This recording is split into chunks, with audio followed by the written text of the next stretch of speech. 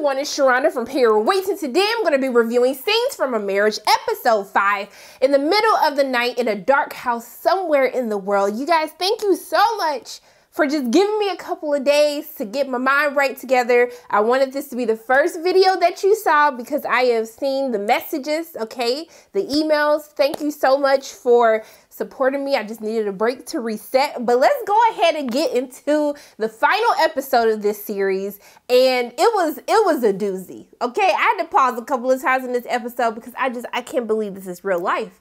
I can't believe this is happening right now. But the episode opens up and we see that Jonathan's dad has died. They're at the funeral, and essentially his mom is trying to convince him to stay one more night, but he's like, I got to get back. I thought he was just like, you know, sometimes in funerals, you know, your family, y'all just be beefing. It just be a bad energy. You just like, you know what? The funeral is over. We made it through this. I just need some peace in my life. But we see as his mom is, you know, driving Jonathan, and she starts talking about how, like, you know, this is different, you know, how her dad never let her drive, even though that was something that she really enjoyed to do. But when Jonathan was like, well, hey, there's your silver lining, I said, sir, I know what you were going for in that moment, but there's no silver lining in me losing my husband. I was like, Jonathan, a little tone deaf, like, why would you say that to her? So, of course, it starts a whole argument. And then, essentially, then she started getting on him like, you know what? I put my kids first and did what was best for the family. Maybe you should have thought about that in your own marriage. You know, basically saying, asking him, did you do everything that you possibly could to save your marriage? Which is a very loaded question because I'm sure she don't have all the details of what actually happened between Jonathan and Mira. But one of the things that I did want to point out that I see so many people do is when they think that staying with your spouse for the kids, like that's a good thing, like that's a badge of honor that you should have. It's not. All you are doing is passing those same bad relationship standards. You're just passing that down the line from one generation to the next generation until somebody has to make the decision to break the cycle, right?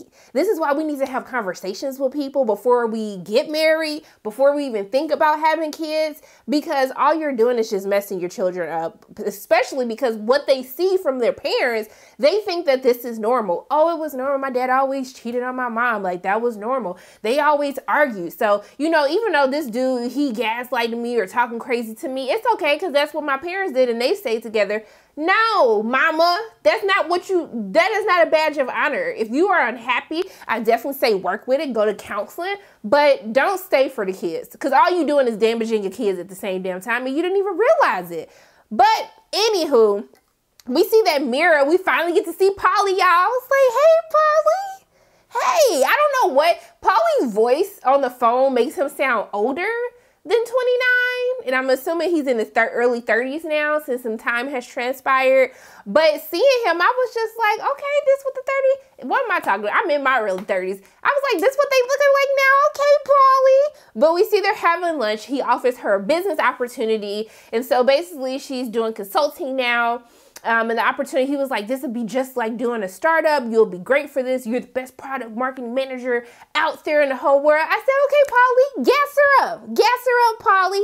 And so, Polly seemed like he trying to get that old thing back, but Mira seems very uninterested. But what had me this what had me confused. This is where I knew that Mira was lying. And even Polly knew Mira was lying at this point when she was like, yeah, I'm just really focused on taking care of Ava and just making sure that I'm being a mom. I try to be there as much as possible. I said, now, ma'am, you might be a mom, but you're no mom of the year. You're the same person that left your kid for a man for 3 months, okay, to get your groove back. I cannot believe this blasphemy. And Polly wasn't falling for it either. So he was like, are you seeing somebody? And I was like, right, the questions that should be asked, because technically she essentially was basically talking like somebody who getting their back blown out on a consistent basis.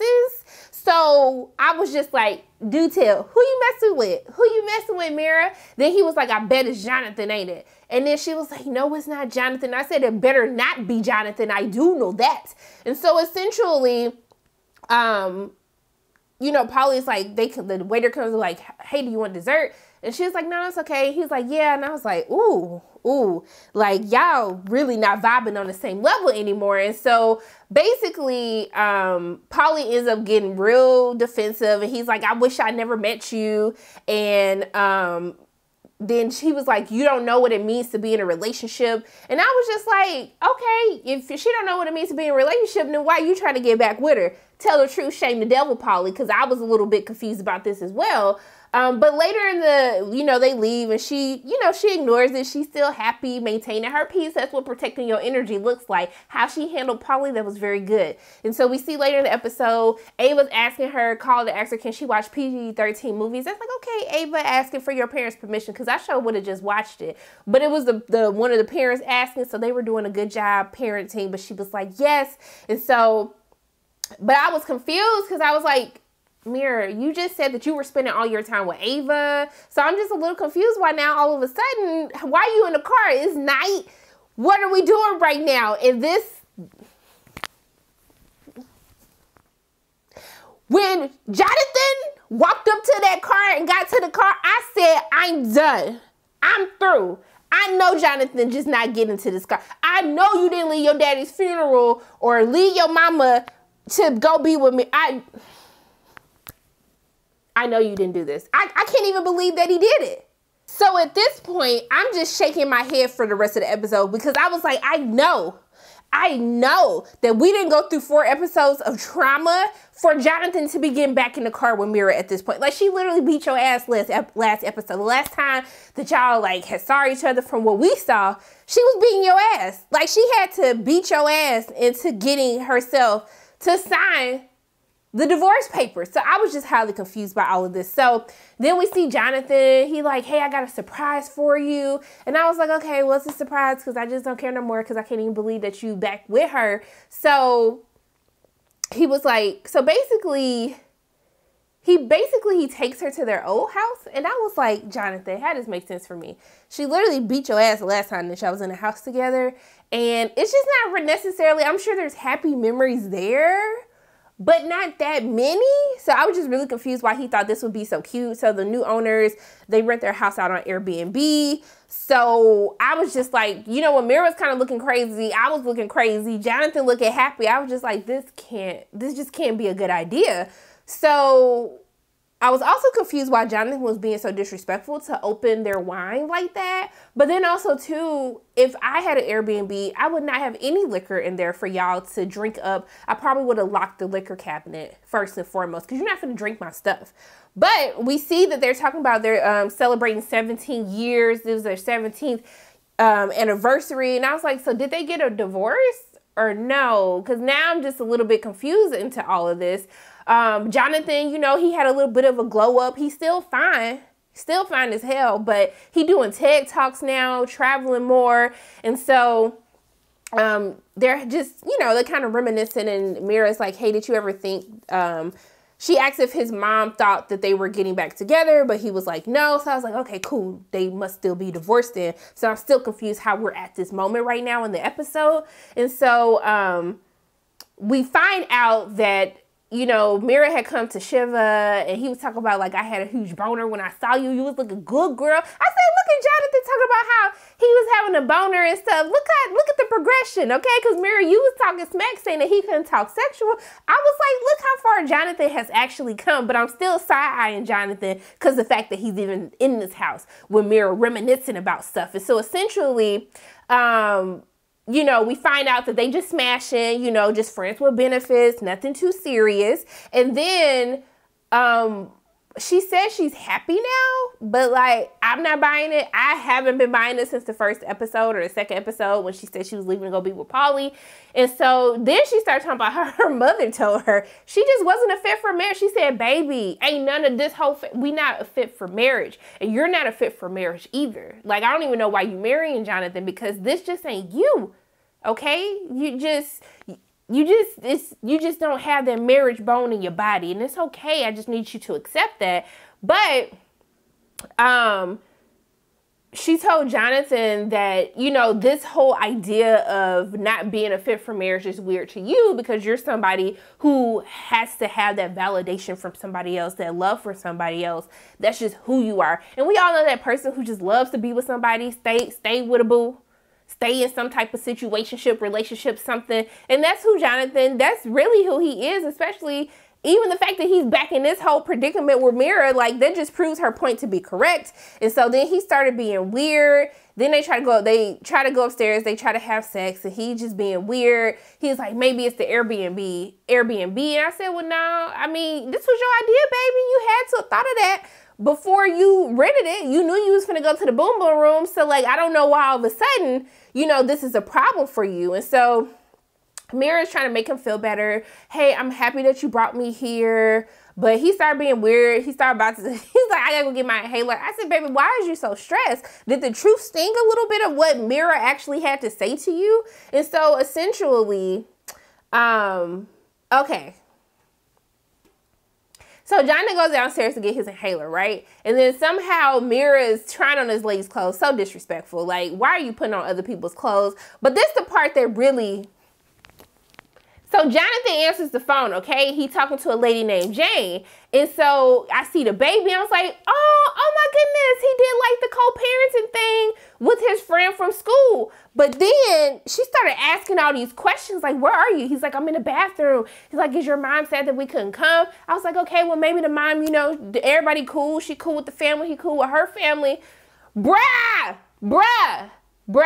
When I realized that Jonathan Raggedy behind was married, I was like, cut the cameras. Cut the cameras right now. I cannot believe, after everything that we have been through in this relationship, that yo Raggedy behind would go marry somebody else, okay? Have a kid on top of that. And go back to... Not Jonathan. Not Jonathan, not high standards, high morale, not Jonathan, y'all, I was so mad at this point I had to pause the episode because I was just shook. I was shocked, okay? I had felt like I had been hoodwinked, bamboozled, that Jonathan would have the audacity to be sitting up here married to somebody else and cheating with Mira, but that wasn't even the beginning of it. So when I realized that Mira knew, I was like, well, this is on brand for Mira. Like, Mira been trashed since the first episode. Like, we already knew that. So, like, I wasn't necessarily shocked about this at all. But when they start having a conversation and Jonathan's like, you know, I'm just tired of being a good person. I'm tired of having, like, these high moral standards and stuff. And, he was like, you know, she was like, so, like, let's delve deeper into that. Let's unpack that real quick. So she was just like, you know, your needs aren't being met. And he was talking about like, yeah, you know, I've had some like affairs. I said, huh? I had to rewind it. I said, did he say affairs? And then she was like, you said affairs? And I was like, he said affairs, right? And I was like, affairs? Affairs, as in not affair, meaning that Jonathan and Mira Raggedy behind her having an affair, like affairs like Jonathan just been blowing the back out of multiple women while he is married with a kid. And so I was just shooketh that this is even happening right now. And so essentially he said that, you know, Jane's a cool person and, you know, she was Jewish. So like we bonded over that. But then, you know, I knew I didn't necessarily want to be with her, but then she got pregnant. And so this brings me to my TED Talk, okay? Welcome to Pairwait's TED Talk. And, you know, one of the things I want to talk about is, you know, knowing who you want to be with and who you don't want to be with. So if you know that you do not want to be with this woman, why are you raw dogging the woman that you don't want to be with? Have it make sense for me. Somebody have it make sense, because the sense ain't adding up for me. So he said she got pregnant, so then he married her. And then he said, we stopped having sex. I said, well, y'all just had a whole baby just came out of her vajayjay. Like, sometimes that might be a bit much for people, but you're going to go start smashing other people. I just need to know the timeline. Like, was he smashing other people prior to them getting married and her getting pregnant? I needed more clarification on that. But he started talking about, he was like, but we're good. I said, if you smashing other people, you not good, baby. Do y'all have an open marriage? Because it doesn't seem like y'all have an open marriage because you was lying about where you was. And so then he was like, I love her in a certain type of way. And I was just like, y'all, welcome to my second TED Talk of the day. This is how you need to really learn to unpack your trauma. It's obvious that what happened between Jonathan and Mira in their relationship, that changed him in a different way. That hurt him to a different level, and stuff that he's talked about with his therapist that he shared in previous episodes.